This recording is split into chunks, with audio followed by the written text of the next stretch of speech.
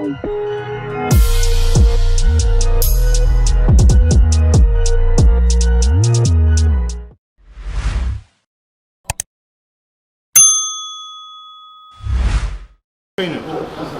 That's again, let's be honest. I thought we're just training. Well, kind of before that Arthur fight, it seemed like there was a bit more energy. There was music blaring, people in the gym. But yeah, there was no music today. Just music strictly business. Music's for copyright reasons. We was told by professional people we need the music off. That's why there's no music. We're still having fun. Always having fun. That's why I love my job. I love my job, just like you love your job. You're always smiling and stuff. I love my job. Just off boxing a bit, I saw you at Wembley. I think it was for the first England game, wasn't it? Was it the Scotland game? Scotland, England. How was that? Man, everyone that watched it knows how it was. It wasn't much different when we was there. Got taken by Adidas. It was a good outing. Went for some food, and then we went to the game. It was a good one. The coach as well. It was a good little outing, but again, we went to England to win it, but it was a dull game. Anthony, tell us what happened this morning before you came here to the gym today. You were a victim of crime. I was a victim of crime, then I came to box up crime. Now, I literally got in my car, and I was like, so I went and checked my boot, because I looked in my car and I was like, it looks different, I didn't leave my jacket like this. Like, my jacket was in the boot, but I was like, I didn't leave it like this. So I went in the boot was empty. Empty. Looked to see if there was any smashed windows, but it happens. It happens. I was more pissed off about my boxing bag. It was gone. I had my other phone in there. Not that it was switched on or nothing, but it was a spare phone. Had a lot of like memories on there and stuff like that. But that's the thing I was most pissed off about. But it happens, man. If the perpetrator's out there somewhere, anything you'd like to say to them? Don't do it again. They even took some of my merch. I had like hats in there. I had t-shirts. I had new tracksuits. So we're looking for a fan. No, I think you're looking for opportunists. They're probably going to try to sell some of the stuff. Might be on eBay tonight. It might be on eBay tonight. Do you feel insulted that they left your jacket? No. I feel like they just went for the, because I had Foot Asylum stuff in the boot. I'm sorry to my sponsor, Foot Asylum, but yeah, I went shopping like a couple of days ago. I had stuff in the boot. Not that you can see in the boot or nothing, it's black windows. But again, it happens, isn't it? Maybe they should come to the gym. Yeah, Anthony, in Yes. some ways, this delayed rematch between you and Lyndon Alpha, is it sort of a blessing in disguise that it's not happening straight away? No, it's boxing. I wanted an immediate rematch, but again, there's things that happen in the background. But all that matters is that we fight. So we both got something to look forward to, and that's July 10th. He's fighting on the same show. So that's what I'm thinking about right now. And I'm trying to get my, you know, my aggression and things like that out of my mind. I like to right wrongs, but we've got to deal with business July 10th.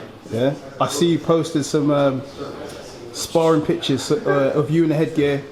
Is that sort of a message to the trolls that thought you never sparred there's previously? No message. If you look, that's what I'm trying to say.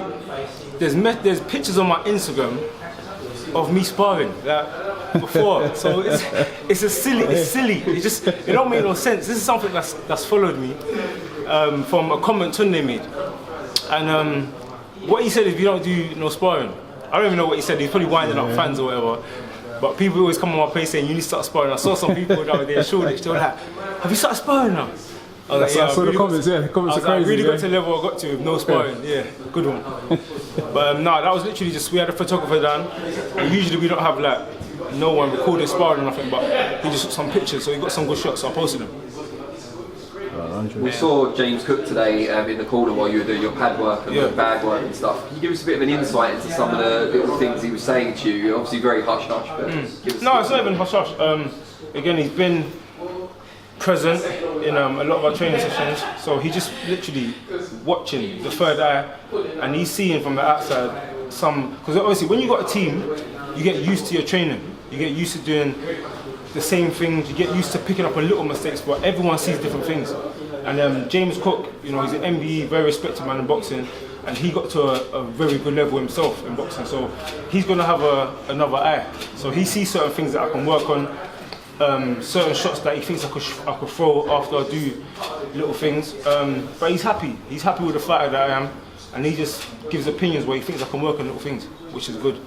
Are there specific things that you want to work on? Of course.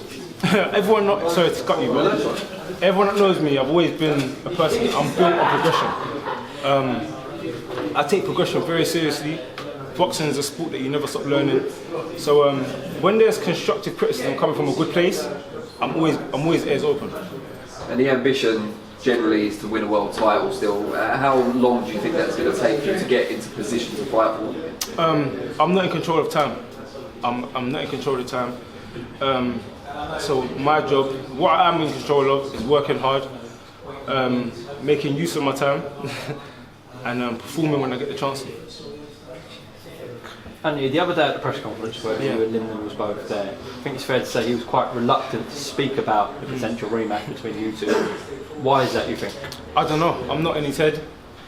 Well, I could be, but I'm not speaking for him or anything like that. Again, there's no bad blood between us. And again, I was one of the people that said I'm happy for him. You know, he's in a position now that he's never been in before, and you know, that's what boxing's about: being competitive, competing against each other, and putting on a show for the fans. There was no fans last time, which again plays a part. But I'm looking forward to having fans there again, entertaining and being explosive, and being edged on by the crowd. Do you think he wants that fight? I don't know. I have no idea. Again, I'm not a person that speaks for anybody. There's a light heavyweight fight camp between Joshua Buatsi, who you've often been linked with in the past, and Richard Bolotnick, who won the MTK Golden Contract.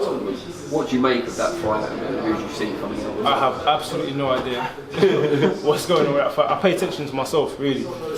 Again, Joshua Buatsi is someone that, when we see each other, there's no bad blood. We've had conversation before. We've even met up and had a conversation before. I wish him nothing but the best. He had a good fight. I saw highlights. You know, you see clips on Instagram. He had a good knockout win. And again, whatever he goes on and does, I wish him the best. And again, that future clash is still on. When you say you met up, did you like bump into each other at a show or something like that? No. We actually spoke. Intended to meet up? Yeah, we intended to meet up. And because there was a lot of things going around about, you know, potential fight and all this he say, she say. So we said, you know what, we're just on an agreement. Not an agreement, but we're on the same page. We're definitely going to fight. We want to fight each other. And we was man enough. We was two men that met up, told each other face to face, we're going to fight. We want to fight each other. And making the most of it when it happened. Where was it? Where did you meet? That don't matter. Secret location. Could have been in the back garden, could have been in the car park, could have been someone with no cameras. Only words exchanged. Yeah, only words exchanged. Anthony, after the Kovalev fight, which you didn't make any changes that we knew about, since the Lyndon fight you obviously brought in James Cook. Why didn't you make any apparent changes after the Kovalev fight? I did make changes. Oh, did you? Yeah, it just wasn't public changes. But yeah, I definitely did make changes, 100%. And again, this is what I'm saying. There's a lot of critics in boxing, but England had a couple quick games the other day. Everyone gets angry, but everyone keeps supporting. I'm one of the people, I'm an Arsenal fan, and you know, everyone knows how Arsenal was recently. Headache, heartache, but I'm one of the people, I'm a loyal person, and I'm one of the people that stuck by Arsenal. But again, boxing is a sport, you go through changes, you're always trying to get better. Sometimes you make mistakes, sometimes you change something that shouldn't have been changed, etc. But it's a journey, and what matters is your heart.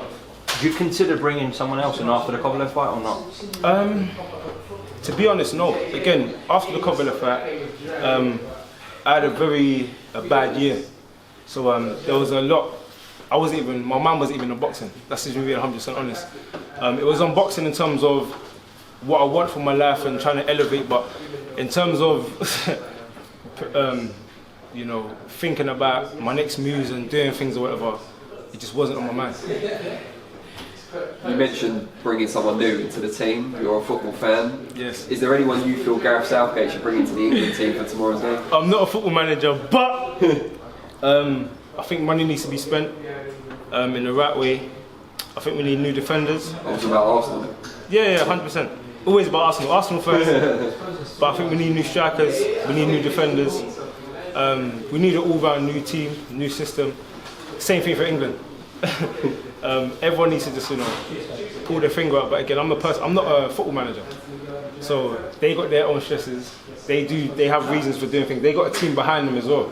So you see, everyone sees the manager, but there's people behind them that help make decisions. But again, we need to collectively make better decisions.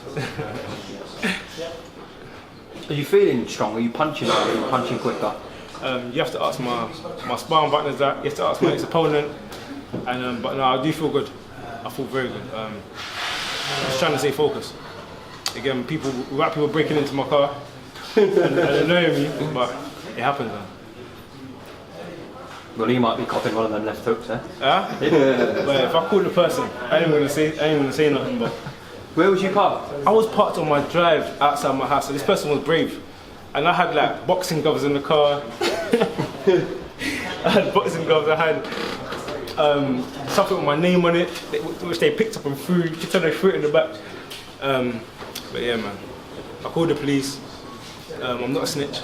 No, but I called police to get a crime reference number because there's a petrol station up the road from me, and I know some of my neighbours have got cameras. I've literally just moved into the house. Literally, within the last 3 weeks, moved into the house. So they've got people that know the area probably seeing the new car saying, okay. But yeah, man, we moved. All good? All good. Thank you.